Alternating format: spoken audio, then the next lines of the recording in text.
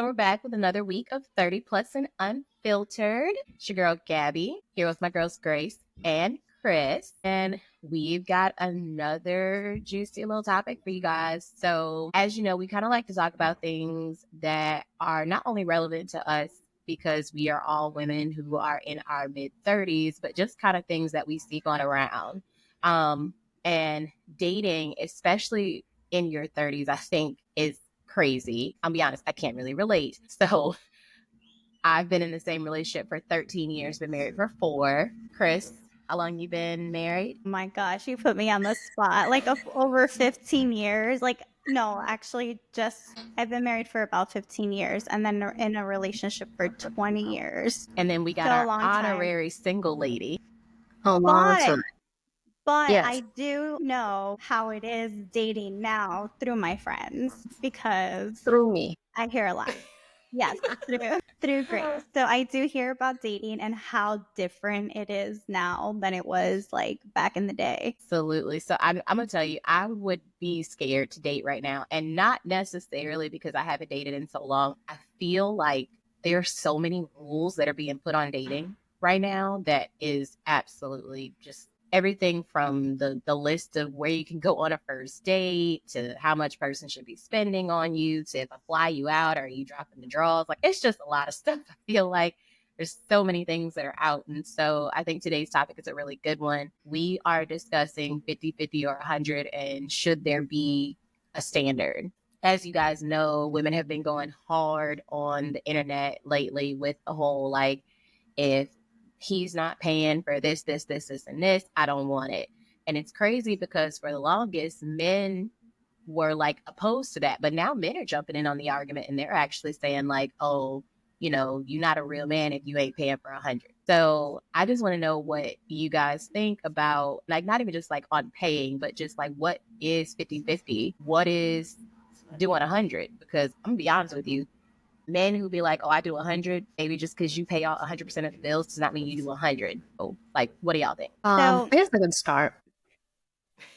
you said what? Well, You said you'll start? Okay. yeah.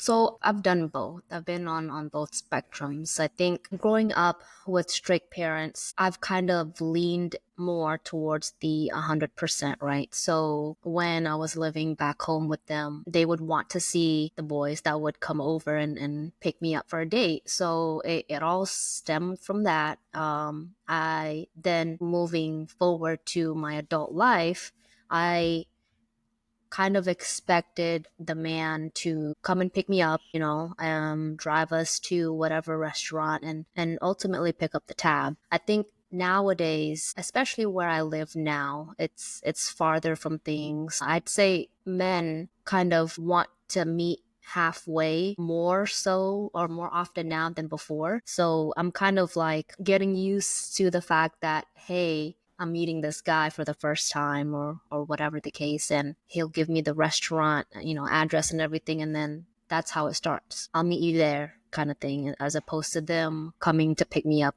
I'm still getting used to it. However, when it comes to the tab, they still, pay for the whole thing. I think where I guess society is now, I wouldn't be surprised if like my next date and I'm paying for my tab. I don't necessarily feel that, I wouldn't necessarily judge them any different. I think it's just more different now when it comes to dating than how it was before. So I've done both. So, Chris, obviously you're married, which I mean, you still date when you're married, right? But I feel like you would come from a different perspective in the idea that like Grace is in the beginning side of things versus you are more established and you guys have a way that you split things maybe differently than others. So, can you speak to that?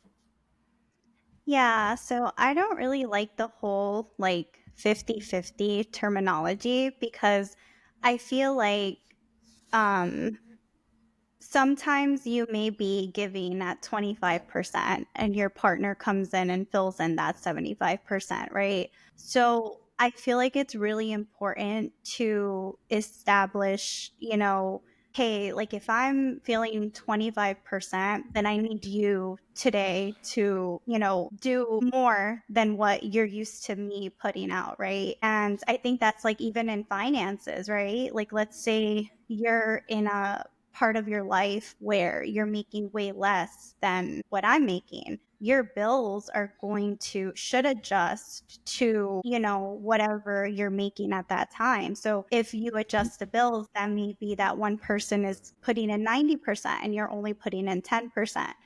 But it's very important to establish a healthy boundary where, hey, like if I'm doing this, I'm going to pick up with this, and that.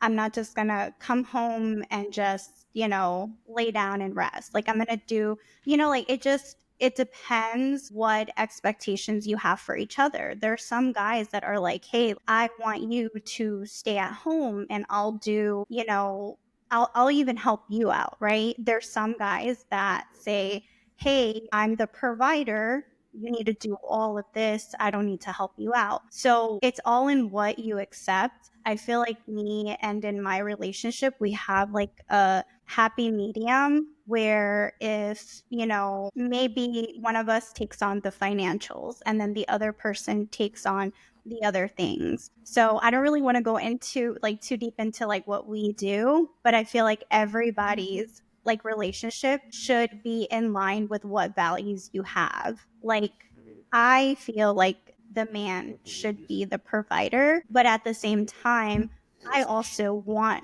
to be a part of that, providing. So I feel like it's just such a broad topic, and everybody has like their own values and their own morals. And what works for me and my partner may not necessarily work for you, because there's some females that are like, oh, I want it to be 50-50. That's not wrong. Like if that's how you feel, if that's how, your values were growing up, because that also factors into, how you, like Grace had said, the way that I looked at, relationships or certain things was based on what she saw also. So I get, and mine have changed. Mine has changed. Like initially I was like, I started off as a stay-at-home mom. I was like, oh, like this is nice. And then I was like, you know what? It's nice to have a job to be able to like provide too. So there's no right or wrong. It's just, figuring things out along the way.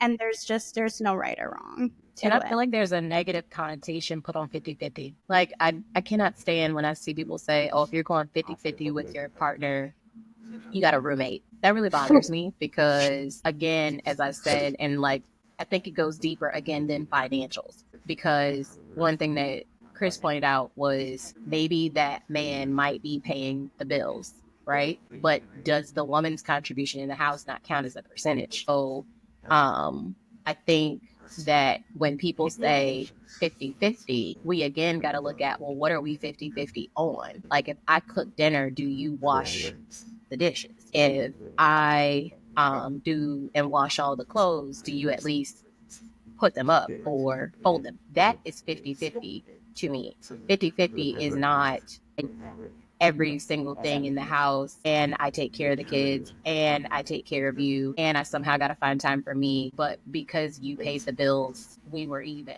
That's not like, I think again, it goes to what you're comfortable with, but I don't like the negative connotation. You need to do what works for you. I grew up in a household where my parents had things set a certain kind of way. And so for me, I just saw balance. I never looked at one parent as doing more than the other one. I saw that they were balancing each other out with what they were both able to contribute to the house, because I didn't grow up with a stay-at-home mom. I grew up with a mom that worked and a dad that worked. I'm a worker myself. I think we've joked like plenty of times. I've always joked and said like, I'd love to be a stay-at-home mom, but realistically, I can't. It's just not. I was a It's not in stay-at-home me. mom, and it is very, considering how long I've been like in the corporate world, like I wouldn't want to go back to that either. Even though I love that I was able to actually, be with my kids throughout their whole, when they were newborn, all the way up until like for my first son, I was with him until he was a year old. And then my second son till he was 3 years old. And then that's when I started like the whole, work life. But it was nice in the beginning, but it's also nice to be able to have kind of like that break. But sometimes, moms really enjoy, staying at home, being able to, and I can see that side of it too, because it is a lot easier, not easier. I don't want to say it's easy because it wasn't easy, but it's more effective when you have more time to spend with your kids when they get home. And that's the part where I kind of envy the stay-at-home moms, because it's just like once we get off work, like for the one, the moms that do work, we have to clean, we have to do laundry, we have sports. So you kind of miss out on like those moments that for stay at home moms, everything can already be done by the time the kids get home, and then you get to spend a little quality time with them. So that's like the only thing. I think both sides has its ups and downs. So from like a dating perspective, Grace, so like I said, I feel like I'd be scared to get back out and date, because not that I care so much about what everybody around me thinks, but I do feel like there is pressure from everybody to, when like people start asking questions about the person that you're dating, for whatever reason, they start getting into like, what are the roles that you guys play in that dating relationship? And sometimes I wonder if people are leaving good people on the table simply because of where they are, or because they're not meeting a certain standard. So I know you said like you have kind of evolved and shifted based on where you are in your life, but do you ever feel like you're leaving people out on the table because of your level of thinking, or how you feel about Our that? standards. You standards and what? You mean like me having expectations of them coming to pick me up kind of thing? Or what do you mean? Not even necessarily them picking you up. So like, let's just say they took you to a movie and they paid for the tickets. If that date looked at you and said, hey, you mind getting the popcorn? Would you be turned off by that? Because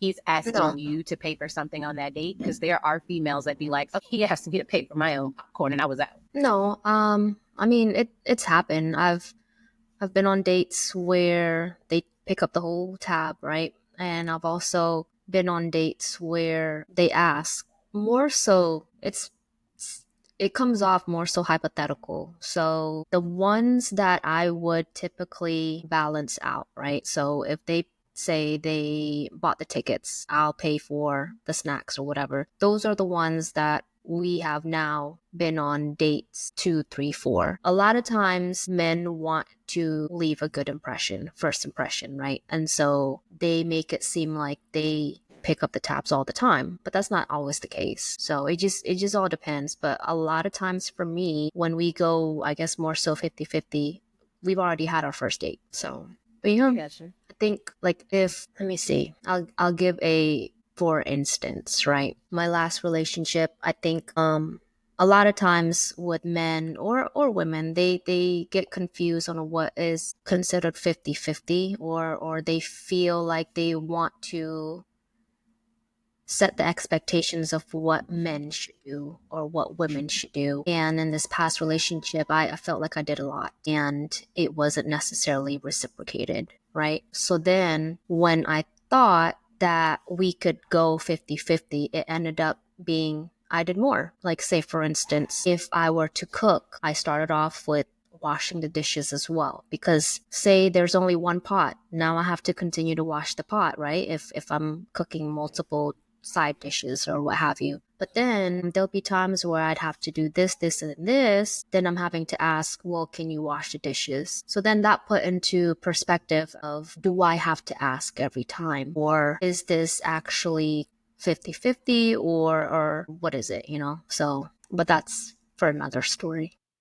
Well, no, that's why I was saying I feel like it gets back to like what was the original thing, like what is defined? Because I think there's, in my opinion, a shallow definition of what 50-50 and 100 means. I think a lot of people hear 50-50 or they hear 100 and they automatically jump to money and they leave all the other things out on the table. I have done, I think, every level of 50-50, 25, 75, 100, whatever. I've been on dates in the past with people that they picked up the tab for every little thing, including even like if we had to use my car, they would just put the gas in the car kind of thing situation. I've been in the where we have gone Dutch. And by that, I mean, if I was the one that was like, hey, you want to go get dinner tonight? I asked. So I offered to pay because I extended the invite. I've been in a situation where we alternated. So every other time we went out to eat, it was just like, oh, it's your turn. And it literally became a joking thing, especially like if we couldn't keep track of who paid the last time. It was like, oh, I got it. And there was no like pressure necessarily put on it. And then I've also been in a situation where we did percentages based on what the person can do. So my homegirl and me were actually talking the other day, and she was telling me about her and her husband, and she pays the mortgage in their house, but her husband pays all the utilities. He gets the groceries, he takes care of the cell phone bill, he takes care of all the car maintenance. So her one responsibility in that house, aside from taking care of their kids financially, is she pays the mortgage. She still does the cooking and running around and stuff with that with the kids. But he also does stuff with the kids as well when she cannot, when her work schedule does not permit. And then, like I said, he takes on all the other utilities and things. And she said the reason that they came up with that was because she makes more than her husband does. And that is the situation for a lot of women in society right now. A lot of women are the breadwinners. The tables have kind of turned as more women are working and getting their degrees and building corporate careers and things like that. And so she was just like, because she makes more money, she has more money left out of her paycheck after paying the mortgage. So that was something that they decided to do, and it works for their household. And her husband doesn't feel like he's not contributing because he pays for everything else while also helping her out with the kids' activities that she cannot get to. That, in my opinion, is more of a 50-50 than how some other people define 50-50, because he may not be paying the mortgage, but after he pays the utilities, he still comes in and steps in to help her with the other things that she has going on. Whether their relationship was a 45, 55, or whatever the percentage is, it works for their house. But I also hear what you're saying of like, I think that men don't necessarily put a weight or a percentage on everything that a woman does every day, and that they are responsible for it. So when I'm dating you, knowing what you can pay for is great. So I think for me, I would look for more of like, so if we're in a situation of, literally perfect example, my husband's not big on folding clothes at all. But what he will do is he will separate them for me. So he will at least wash them, he'll dry them, and he will separate them. He's not going to put them up. But I'm fine with that because they got washed and dried. And then I just had to put them up. I joke with him all the time. I will cook and then I'll look at him and I'm like, so you washing these dishes, right? And he's like, okay. So I think I'm communicating that like, I'm not about to do all this. Right. And I think if I was to go into dating right now, that'd probably be a conversation on day one. Like, I will do, you're paying for this meal, but I need to know like what else are you gonna do besides swipe your card. Yeah. I think that was probably one thing that we could have talked about, is at least have some kind of boundaries, right? Because from the beginning, there wasn't really anything set in stone. He started off, he was the one that picked me up. We went to a fancy place, and so I was like, is this what you're used to? Because I'm not used to stuff like that, right? The tab was pretty high, and he was like, yeah, we'll order whatever you want. So he already set, I wouldn't necessarily say the expectations, but now I'm thinking, oh, okay, this is what he likes to do. And so I thought that was how it was. And then it ended up being first impression kind of thing. Like, I'm assuming, I don't know, but we never really set any boundaries on whatever, right? Ultimately though, I would be the one, or how can I put this delicately? What a lot of times happens is there are still some men out there that throw the word traditional loosely. I want a traditional woman. I want a traditional relationship, whatever, right? I don't even know what that means. The woman stays at home, cooks and cleans, does all of that. The guy would be the breadwinner. But that's not the case. However, sometimes it felt like it was leading towards that. But yeah, at least that's one thing that I can say I should have done, was set the expectations, at least have the conversation in the beginning. That way we know moving forward, well, this is what we talked about before. Why did it change? That's really important. I feel like setting boundaries in the beginning, because then, like you said, whatever happens in the beginning kind of become expectations. So like you with the high-end restaurant, you're like, oh, okay, so is this the norm? Like, is this what, I'm going to get or I'm going to see? And a lot of times guys like to, maybe girls too, like you just put on a different type of like front and then it changes when you get in the relationship. So it's really important, I feel like, when you are dating to establish like your own boundaries so that you know the right questions to ask, you get the answers, and you can sort of like base your impression on how they answer and their actions. I think actions are big. Yeah. So do y'all feel like social media has too much influence on the dating world right now? Because it seems like everywhere you turn, someone is on social media telling people who they should and shouldn't date. I think it depends on the person. I wouldn't say I get influenced on what I see in terms of like relationships or in terms of like certain things. I get influenced in different kind of ways, like, oh, I like those pants, or I like that shirt, or something like that. But I don't get influenced on somebody else's lifestyle. Like, I have my own ones. So I think it just depends on the type of person you are. Somebody may see like somebody's lavish lifestyle and what their partners do for them and say, oh my goodness, I want that. But I know already, being 35, that a lot of times people put on what they want you to see. Yeah. That's just what it is. So I don't get influenced in that kind of way, but there are people that do get influenced like that. I wouldn't necessarily say I get influenced. I think ultimately, I know what I want, and I do want to settle down. I think at the age that I am at right now, and what I have experienced so far, I'm less pressured, I'd say, on settling down and wanting kids at this moment. I think when I was younger, I set that mental expectation that on this age, I want to be married, I want to have these many kids, whatever. Ultimately, once I started dating again and realized it's actually a lot harder now. I don't know why though. Why it's more challenging. I think it did put things into perspective. I don't feel that I want things in like a certain time, right? So I know before I wanted to have kids or be married at least after like a year or two of dating. I think now it's, if it feels right, then it feels right? There's no point in rushing. At least that's what I see. And I know social media does play a part when it comes to women, especially wanting to have children at a certain age or things like that. But maybe when I was younger, I'd be more inclined to try to force things more and take that route. But it's different now. Yeah, so you said something, you was like, you don't know why it seems like it's like harder now. I'm gonna be honest with you. I feel like it's harder now because everybody, like Chris, you said you're not influenced by those things, but there are people that are. And I feel like everybody has a hand and an opinion in what everybody is doing. And I feel like when we were younger, social media, we had social media, but it wasn't to the extent big. of what we have now. Yeah. And everybody wasn't interjecting their opinions of what you're doing with your life. There's a quote that says like the loudest person in the room is usually the one who has the most secrets. And so I think that some people are I got to put my life on social media, right? And I got to make everybody see like I'm happy and my man does this and they do that, da da da. And then people start, as you said, like they're seeing that and they're observing it and they feel like that's what they need to be doing. I think that, in my opinion, social media indirectly has too much influence over people, even if it doesn't influence us specifically.